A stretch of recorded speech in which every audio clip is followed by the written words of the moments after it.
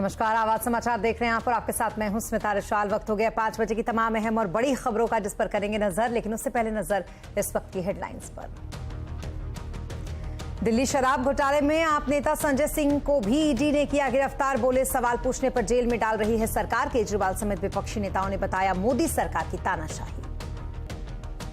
जोधपुर में गहलोत सरकार पर पीएम मोदी का निशाना, दिखाया लाल डायरी का डर। राज्य को 5,000 करोड़ रुपए की योजना की सौगात।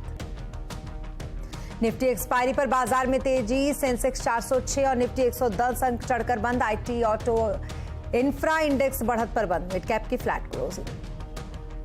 आज से वर्ल्ड कप का आगाज। पहला मुकाबला न्यूजीलैंड और इंग्लैंड के बीच। आवाज पर देखिए वर्ल्ड कप का कारोबारी हिसाब। इकोनॉमी को मिलेगा 22,000 करोड़ का बूस्ट। एशियन गेम्स में भारत का अब तक का सबसे शानदार प्रदर्शन। एक दिन में गोल्ड की hattrick. Archery women compound team squash mix doubles में जीते गोल्ड। मेंस टीम ने जीते gold. Total 86 medal. World tally ranking में चौथे नंबर पर। चाय बेचकर मेडिक्लेम के लिए भरे पैसे, लेकिन जरूरत पड़ने पर इंश्योरेंस कंपनी ने लगवाए चक्कर। नहीं मिला कैशलेस इलाज। बुलेटिन में देखिए मेडिक्लेम पर हमारी खास मुहिम। और मेडिक्लेम लेने वालों की संख्या हर साल 10 से 15% बढ़ रही है, लेकिन जब क्लेम लेने की बारी आती है तो राहत की बजाय आफत का भी सामना करना पड़ता है। तो आइए शुरू करते हैं सीएनबीसी आवाज की एक खास मुहिम, क्लेम में गेम क्यों।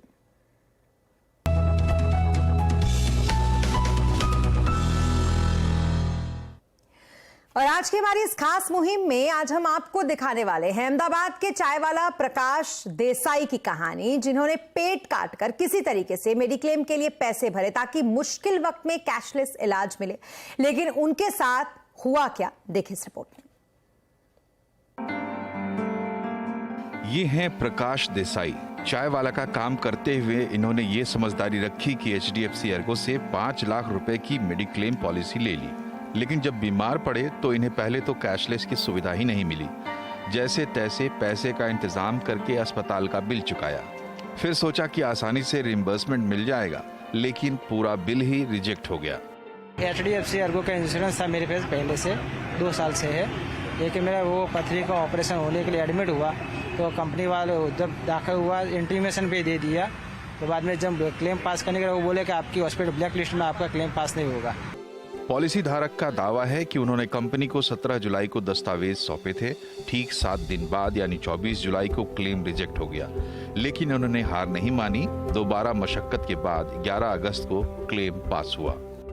20-25 दिन बाद उसने क्लेम पास किया। डॉक्टर की सपोर्ट से और मेरा जो पर्सन एजेंट दोनों के सपोर्ट से मेरा क्लेम किया, लेकिन दिक्कत बहुत हुई। इस पूरे मामले को सीएनबीसी आवाज ने इंश्योरेंस कंपनी तक पहुंचाया तो HDFC एर्गो ने दावा किया कि अंतिम दस्तावेज सौंपने के 30 दिन के भीतर क्लेम का भुगतान कर दिया गया था। ये 30 दिन की मियाद इंश्योरेंस रेगुलेटर IRDA की तरफ से तय है। हालांकि पॉलिसी धारक के इस दावे का कंपनी ने कोई जवाब नहीं दिया, जिसमें कहा गया था कि कंपनी ने पहली बार में क्लेम रिजेक्ट कर दिया था और बाद में क्लेम मंजूर किया। प्रकाश भाई का क्लेम पहले रिजेक्ट कर दिया गया, फिर उनको टालने की कोशिश की गई, लेकिन वो लगे रहे और आखिरकार उनका क्लेम पास करना ही पड़ा। बीमा लेना जितना ही आसान है, उतना ही क्लेम को पास करवाना बड़ी परीक्षा है। अगर हालात को बदलने हैं तो जागरूकता लाना जरूरी है। केतन जोशी, अहमदाबाद। और मेडिक्लेम ग्राहकों को क्लेम देने में कंपनियों की आनाकानी के खिलाफ सीएनबीसी आवाज की मुहिम क्लेम में गेम क्यों, देखना मत भूलिए रोज शाम 5 बजे।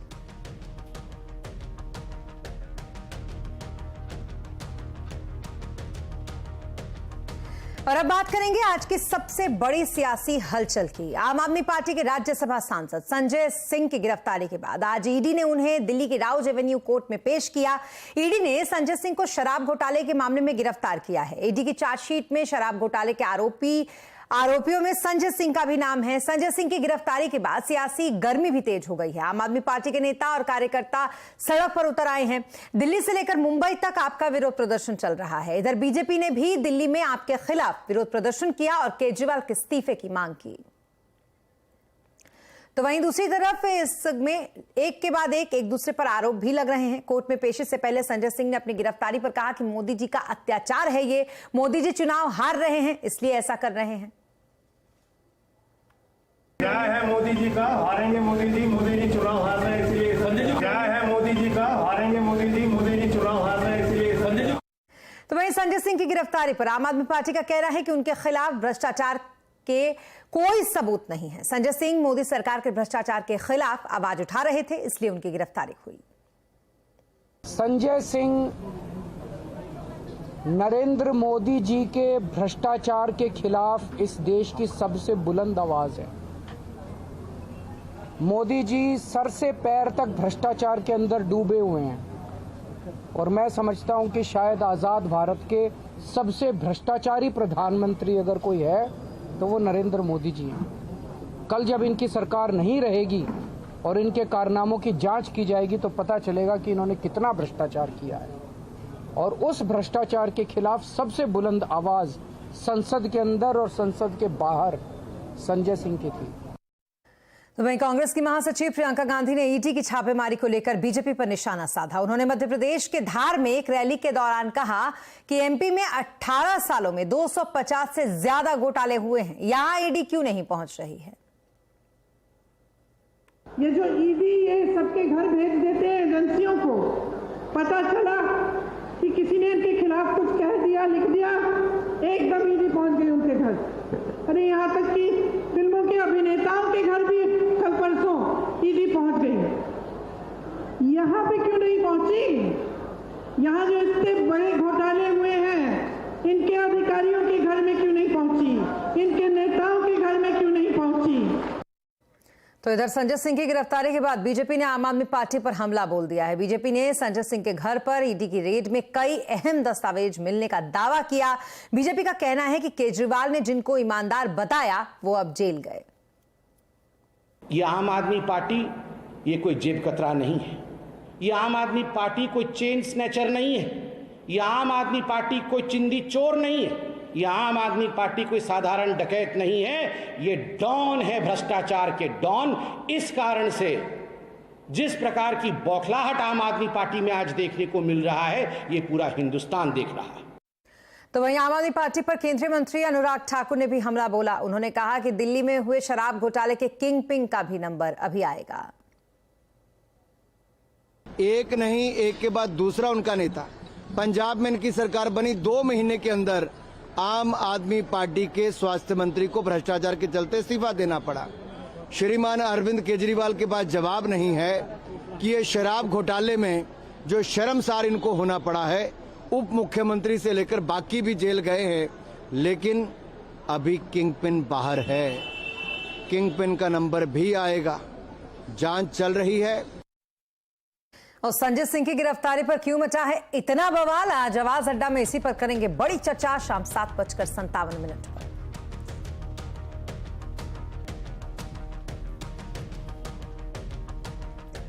और सिर्फ दिल्ली ही नहीं बल्कि पश्चिम बंगाल में भी ईडी पूरे एक्शन में है। यहां पर ईडी ने पश्चिम बंगाल सरकार में मंत्री रतिन घोष के घर पर छापेमारी की है। यह छापेमारी मध्यम ग्राम नगर पालिका में कथित भर्ती घोटाले के मामले में हुई है। ईडी ने रतिन घोष के घर और दफ्तर समेत 12 ठिकानों पर छापेमारी की है। तो वहीं दूसरी तरफ आज सुबह ही डीएमके के सांसद एस जगत रक्षकन के यहां भी आयकर विभाग ने छापेमारी की। जगत रक्षकन के ऊपर टैक्स चोरी करने का आरोप है।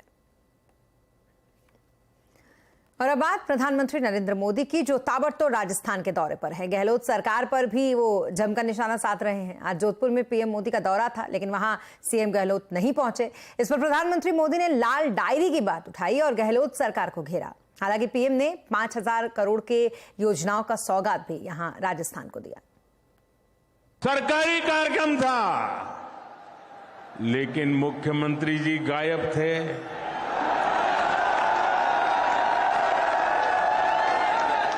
क्यों गायब थे?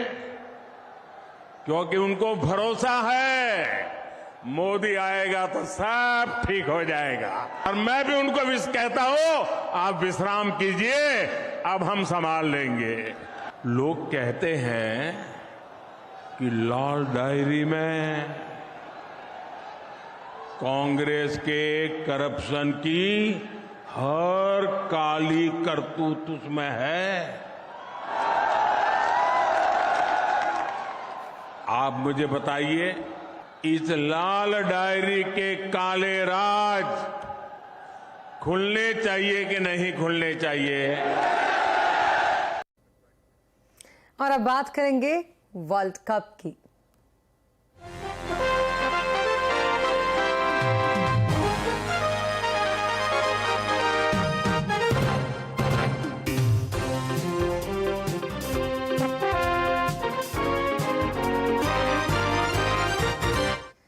आज से भारत की मेजबानी में क्रिकेट वर्ल्ड कप का महाकुंभ शुरू हो गया। ओपनिंग मैच आज अहमदाबाद में इंग्लैंड और न्यूजीलैंड के बीच खेला जा रहा है। ओपनिंग मैच में 2019 के वर्ल्ड कप का रोमांच देखने को मिल रहा है। पिछली बार फाइनल में इंग्लैंड ने न्यूजीलैंड को हराया था। आज न्यूजीलैंड ने टॉस जीतकर पहले गेंदबाजी करने का फैसला किया। फिलहाल इंग्लैंड 7 विकेट खोकर 245 रन पर बनी हुई है। और आईसीसी वर्ल्ड कप का खुमार सर चढ़कर बोल रहा है। इसका बड़ा फायदा इकोनॉमी को भी होगा। इस पर बैंक ऑफ बड़ौदा और जेफरीज ने एक रिपोर्ट निकाली है। क्या है इस रिपोर्ट में खास बात, ये बता रहे हैं हमारे सहयोगी सुमित। बताएं जरा क्या कुछ है इस रिपोर्ट में, कैसे होगा इकोनॉमी को इससे फायदा? तो वर्ल्ड कप का आगाज हो गया है और 1.25 महीने चलने वाले इस बड़े इवेंट के कई सारे इंपैक्ट होंगे, कई सारा एक बेनिफिट इकोनॉमी को आता हुआ दिखाई पड़ेगा। तो कुछ बैंक ऑफ बड़ौदा की तरफ से या जेफरीज की तरफ से रिपोर्ट आई हैं जिन्होंने एक अलग अलग एस्पेक्ट मेंशन किए हैं। लगभग 18,000 से 22,000 करोड़ का एक बड़ा बूस्ट इकोनॉमी को आता हुआ दिखाई पड़ेगा इस बड़े इवेंट के जरिए भारतीय अर्थव्यवस्था को।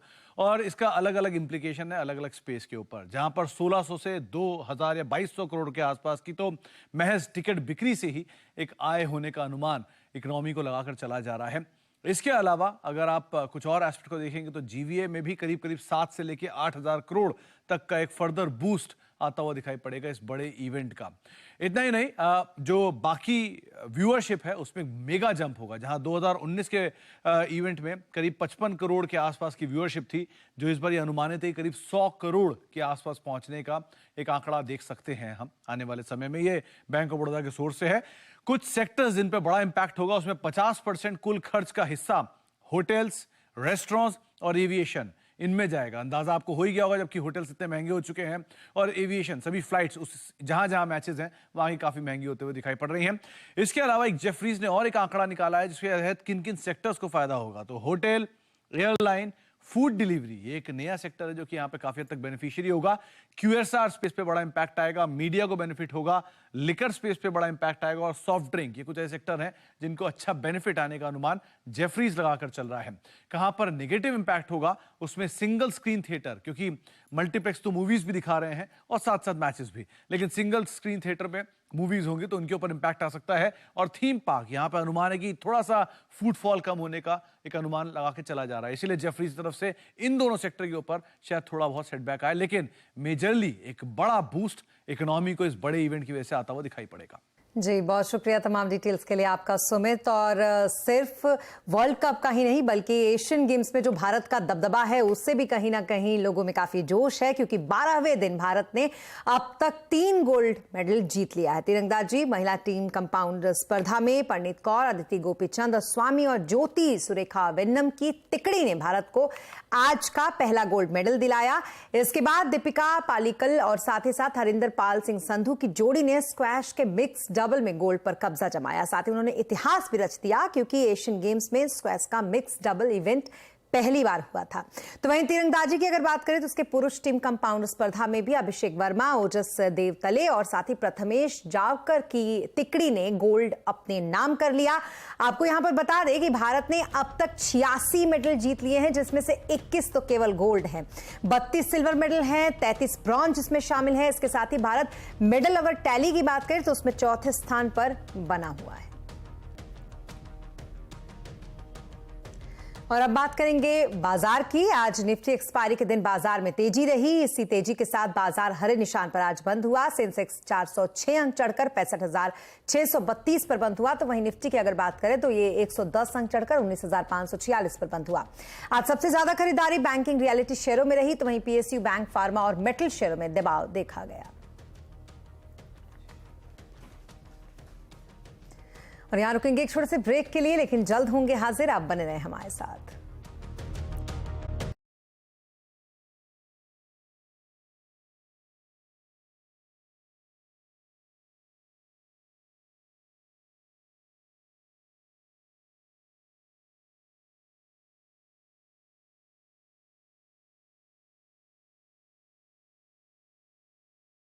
फिर आपका स्वागत है। अब बात करेंगे सिक्किम की, जहां पर बादल फटने के बाद तिस्ता नदी में अचानक आई बाढ़ से हालात बद से बदतर होते जा रहे हैं। यहां अब तक 14 लोगों की मौत हो चुकी है। 100 से ज्यादा लोग अभी भी यहां पर लापता हैं। इनके रेस्क्यू के लिए ऑपरेशन चलाए जा रहे हैं। तो वहीं लगभग 4000 लोगों को 5 राहत शिविरों में सुरक्षित अब तक पहुंचाया गया है। बाढ़ से हालात इतने खराब हैं कि सिक्किम पूरी तरीके से नेशनल हाईवे से कट चुका है। राज्य को देश से जोड़ने वाला जो नेशनल हाईवे NH10 है वो इसमें बह गया। इस वजह से यातायात यहां पर ठप हो गया है। इस दौरान प्रधानमंत्री नरेंद्र मोदी ने राज्य की स्थिति जानने के लिए मुख्यमंत्री प्रेम सिंह तमांग से बातचीत की और उन्हें हर संभव मदद का भरोसा भी दिलाया।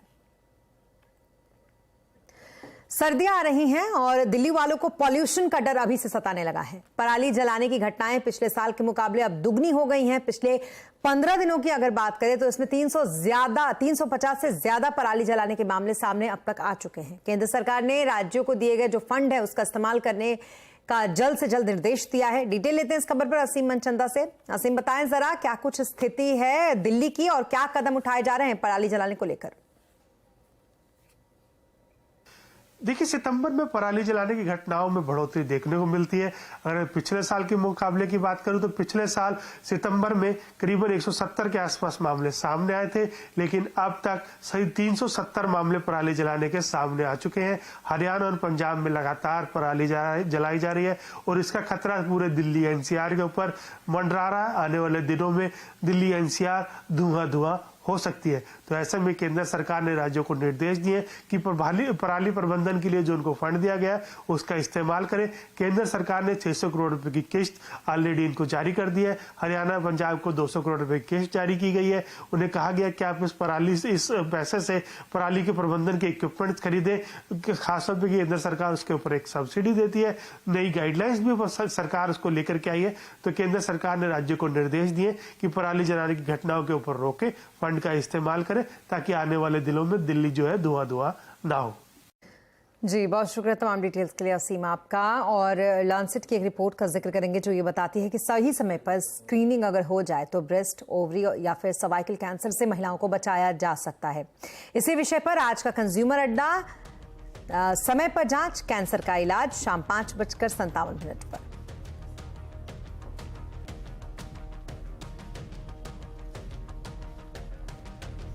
और इसी के साथ इस बुलेटिन में फिलहाल इतना ही, लेकिन खबरों पर लगातार अपडेट के लिए आप बने रहें CNBC आवाज के साथ। नमस्कार।